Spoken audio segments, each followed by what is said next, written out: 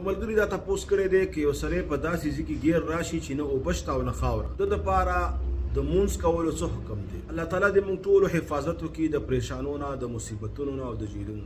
په شریعت کې د فاقد د طهورین وایي، فاقد الطهورین، انسان ته پې طهارت حاصلېږي یا اوبه دي یا خاوره ده او دواړه نشته. کې د فقهای احنافو نه مختلف اقوال منقول دي.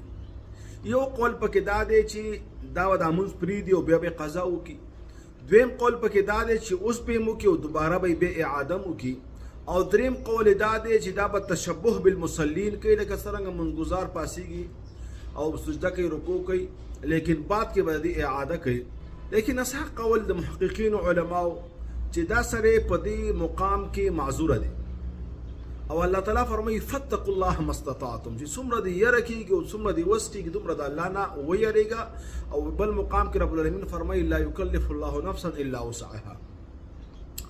لہذا دته پکار دی چې په دغه وخت کې دا تلاش د اوبو کې نشته، د خاوریو کې هغه نشته، نو دا د منځو کې دغه منځ د صحیح دی، نه په ده باندې اعاده شته او نه په ده باندې قضا شته.